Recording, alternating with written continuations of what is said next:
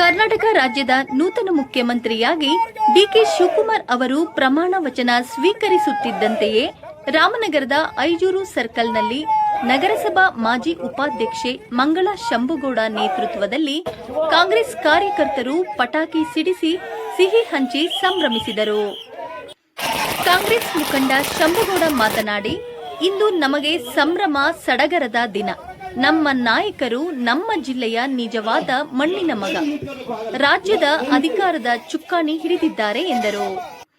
ಬೆಂಗಳೂರಿನ ಲೋಕಭವನದಲ್ಲಿ ರಾಜ್ಯಪಾಲರ ಸಮ್ಮುಖದಲ್ಲಿ ರಾಜ್ಯದ ಮುಖ್ಯಮಂತ್ರಿಯಾಗಿ ಪ್ರಮಾಣ ವಚನ ಸ್ವೀಕರಿಸಿದ ಡಿಕೆ ಶಿವಕುಮಾರ್ ಅವರನ್ನು ಜಿಲ್ಲೆ ಮತ್ತು ರಾಜ್ಯದ ಜನರು ಮರೆಯಲಾರರು ಎಂದರು.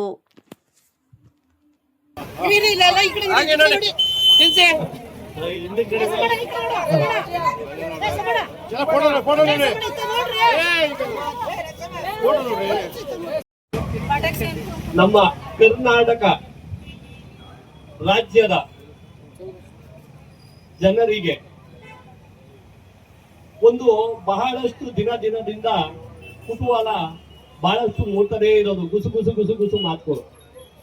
ಆದ್ರೆ ಇವತ್ತೊಂದು ದಿವಸ ಆ ಗುಸು ಮಾತೆಲ್ಲ ಹೋಗಿ ಇವತ್ತು ನಗುತ್ತಾ ಎಲ್ಲ ಮಾಡುವಂತ ಸ್ಥಿತಿಗೆ ಜನರ ಮನಸ್ಸುಗಳು ಇವತ್ತು ಸುರಕ್ಷಿತವಾಗಿದೆ.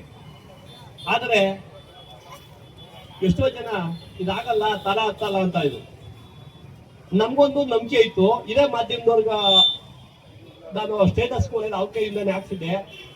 ಏನ್ ಸ್ವಾಮಿ 6 ತಿಂಗಳಾಯ್ತು ನೀವೆಲ್ಲ ದೇವ್ರುಗಳೆಲ್ಲ ಬೇಡ್ಕೊಂಡಿದ್ರಿ, ಎಲ್ಲ ಮುಖ್ಯಮಂತ್ರಿ ಅಣ್ಣವ್ರು 2 ದಿನ ದೇವರಾಗ್ಲಿ ತಂದೆ ಅಂತ ಹೇಳ್ತಾ ಇದ್ದೆ. ಆದ್ರೆ ಭಗವಂತ ಬಲಭಾಗ 6-7 ದೇವ್ರುಗಳಲ್ಲಿ ಹೂವು ಕೊಟ್ಟಿತ್ತು. ಈಗ ಸುಮಾರು ಜನ ಮಹಿಳೆಯರುಗಳು ಹೋಗಿದ್ದು. ಆ ಪೆನ್ ಡ್ರೈವರ್ನ ನಾವು ಡಿ ಕೆ ಶಿವಕುಮಾರ್ ಸಾಹೇಬ್ರಿಗೆ ಪೆನ್ ಡ್ರೈವರ್ ತಗೊಳ್ಳಿ ಸ್ವಾಮಿ ಅಂದಾಗ ಪೊಲೀಸ್ನವರು ರಪ್ಪಂತ ಇಟ್ಕೊಂಡ್ರು ನಾನು. ಆದ್ರೆ ಏನು ಪೆನ್ ಡ್ರೈವರು ಇಲ್ಲ ಸ್ವಾಮಿ, ಮುಖ್ಯಮಂತ್ರಿ ಆಗ್ತಾರೆ ಅಂತ ಹೇಳಿ ದೇವ್ರಿಗೆ ನಾವು ಕೈ ಮುಗಿದು ಮಾಡ್ಕೊಂಡು ವಿಡಿಯೋ ಮಾಡಿರೋದನ್ನ ಅವ್ರ ಕೈ ಕೂಡ ತಂದಿದ್ದೀವಿ ಸಾಹೇಬ್ರಿಗೆ ಎಂದು. ಅವಾಗ ನಮ್ಮ ಡಿ ಕೆ ಶಿವಕುಮಾರ್ ಸಾಹೇಬ್ರನ್ನ ಬೀಸ್ಕೊಂಡು 2 ಕಣ್ಗೂ ಒತ್ಕೊಂಡು ತಾಜಾ ಮಾಡಿ ಜೋಕ್ ಮಾಡಿಕೊಂಡು ಹೋದ್ರು. ಅದು ಶಿವಕುಮಾರ್ ಕನ್ನಡದ ಕಲಿಯುವ ಕರ್ನಾಟಕ ಶಿವಕುಮಾರ್ಗೆ, ಮುಖ್ಯಮಂತ್ರಿ ಡಿ ಕೆ ಶಿವಕುಮಾರ್ಗೆ, ನಮ್ಮೆಲ್ಲರ ಪ್ರೀತಿ ನಾಯಕ ಡಿ ಕೆ ಶಿವಕುಮಾರ್ಗೆ, ಡಿ ಕೆ ಶಿವಕುಮಾರ್ಗೆ. ಈ ವೇಳೆ ನಗರಸಭೆ ಮಾಜಿ ಅಧ್ಯಕ್ಷೆ ಬಿಸಿ ಪಾರ್ವತಮ್ಮ, ನಗರಸಭಾ ಉಪಾಧ್ಯಕ್ಷೆ ಗಿರಿಜಮ್ಮ ಗುರುವೇಗೌಡ, ಮಾಜಿ ಅಧ್ಯಕ್ಷೆ ವಿಜಯಕುಮಾರಿ, ಮುಖಂಡರಾದ ಮಂಜುಳಾ ಮರಿದೇವರು, ಗೀತಾ, ಮಹದೇವಮ್ಮ, ಲೀಲಾವತಿ, ಶಿವಲಿಂಗಪ್ಪ, ಷಣ್ಮುಗ, ಸಮದ್, ವೆಂಕಟೇಶ್, ರಂಗಸ್ವಾಮಿ ಗೊಲ್ಲರದೊಡ್ಡಿ, ಮಹಾಲಿಂಗ ಸೇರಿದಂತೆ ಹಲವರು ಇದ್ದರು.